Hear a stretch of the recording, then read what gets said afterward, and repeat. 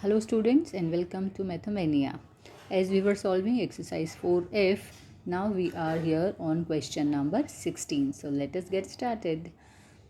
Question 16, x raised to the power 4 minus 13x square plus 36. As what we are doing here, we are doing the middle term. We are splitting the middle term to get the factors, right?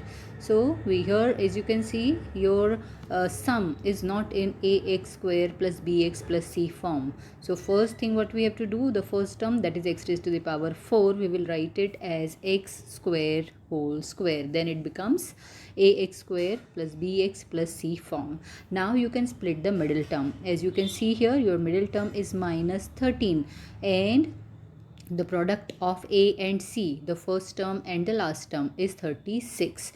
So we need to find out two numbers that when we add them we get minus 13, and when we multiply them we get 36. So here we have chosen the number minus 9 minus 4, because when we minus 9 minus 4 is equal to minus 13, and when we multiply them we get plus 36. So the middle term, that is minus 13, will be split in the form of minus 9x square minus 4x square. As you can see here, after writing the splitting terms, we have made the pairs here.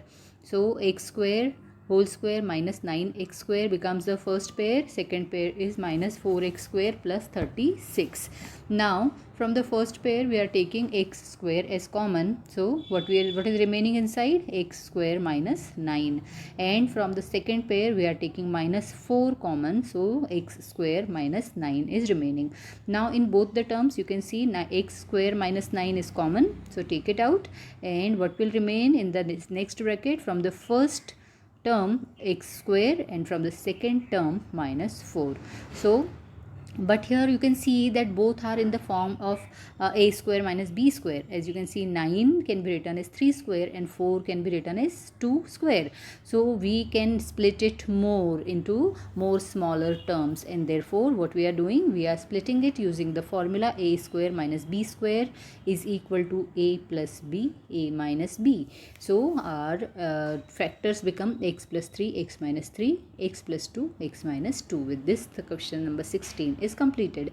Now question number 17, here you can see x square plus 3xy minus 88y square.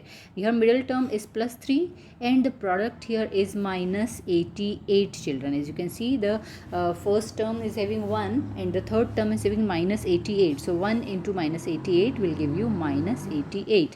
We need to find out two numbers which we add or subtract. So we get 3, and if we multiply them we get minus 88. So what we have taken here, 11 and 8, as 11 minus 8 gives us plus 3 and 11 into minus 8 gives us minus 88. One more important thing here, children, that whatever the numbers you are taking, as we have taken 11 and minus 8, so 11 and minus 8 you have to add, and 11 and minus 8 you have to multiply. Same number with same sign has to be taken for addition और multi subtraction and for multiplication as well.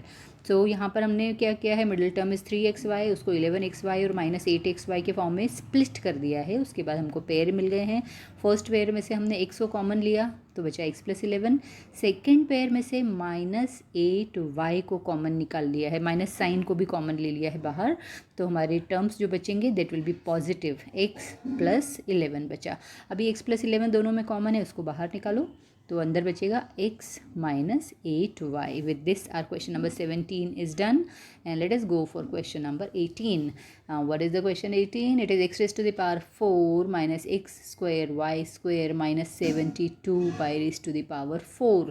अब यहाँ पर आप देखो कि आपका middle term क्या है, minus x square y square, means which is the number associated here 1, और साइन क्या है माइनस. इसलिए जो नंबर लेंगे उनको सम किया तो माइनस 1 आना चाहिए. और फर्स्ट टर्म इज x4, उसके साथ नंबर क्या एसोसिएटेड है, only 1. And the third term is minus 72. So 1 into minus 72 will be what, minus 72. इसलिए हमको ऐसे दो नंबर लेना है जिसको ऐड या सब्ट्रैक्ट किया तो -1 आना चाहिए, और उन्हीं दोनों को विद द सेम साइन हम जब मल्टीप्लाई करेंगे तो हमको -72 मिलना चाहिए।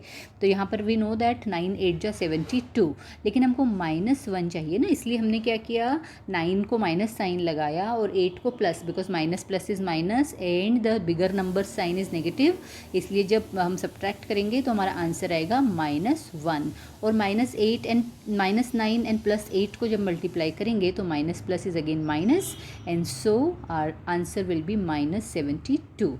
इसलिए हमने मिडिल टर्म को स्प्लिट किया है यहाँ पर। तो हमारे जो टर्म बन गया है x⁴ -9 x² y² plus 8 x² y² -72 y⁴।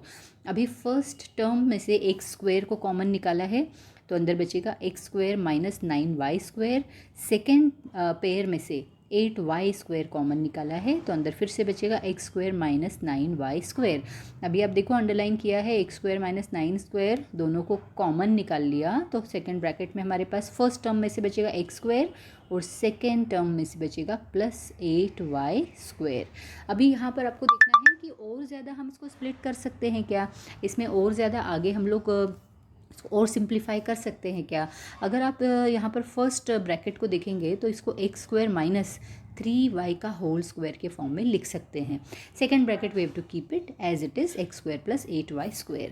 और जो फर्स्ट ब्रैकेट है वो क्या बन गया, a² - b²। इसको हम लिखेंगे a + b a - b, that is x + 3y x - 3y, और second bracket x² + 8y² as it is. With this, question 18 is completed.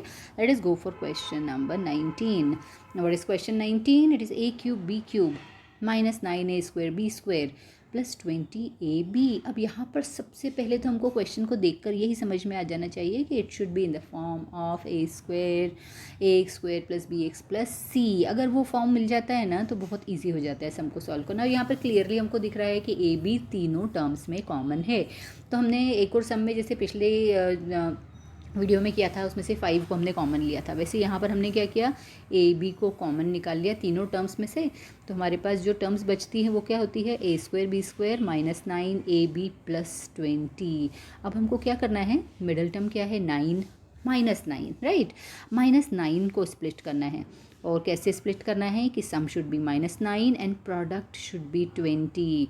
हमने नंबर कौन से ले लिए, -5 -4, क्योंकि -5 और -4 को ऐड किया तो माइनस माइनस होता है प्लस और साइन विल बी माइनस, इसलिए -9। और जब माइनस माइनस को हम मल्टीप्लाई करते हैं तो हमारा आंसर कैसा आता है, positive. So -5 × -4, same number with same sign you have to add और subtract, and same sum number with same sign you have to multiply. तब आपका करेक्ट आंसर अगर आता है तभी आपका मिडिल टर्म का स्प्लिट करेक्ट होता है, अदरवाइज वो रॉन्ग हो सकता है। तो यहाँ पर हमने -9 को कैसे स्प्लिट किया, -5 -4 पेयरिंग कर लिया। फर्स्ट पेयर में से ए बी कॉमन है, बचा ए बी -5। सेकेंड पेयर में से -4 कॉमन है, a b -5, a b -5 common लिया तो बचा ए बी -4। तो हमारे अभी यहाँ पर फैक्टर्स क्या हो गए, a b -5, a b -4। Let us go for question number 20।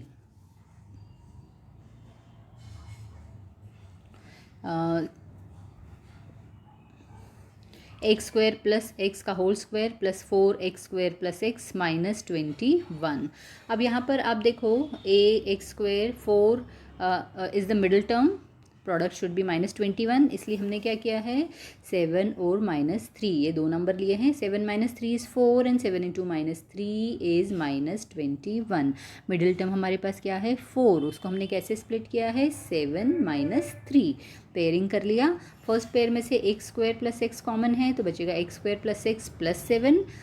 Second pair में से as you can see -3 common निकाला है, साइन भी ले लिया है कॉमन, तो बचेगा x² + x + 7। अभी x² + x + 7 दोनों में कॉमन है, उसको बाहर निकाल लिया तो अंदर क्या बचेगा, x² + x -3। With this till here our question number 20 is completed. So it is exercise 4F is completed. Thank you and like and subscribe.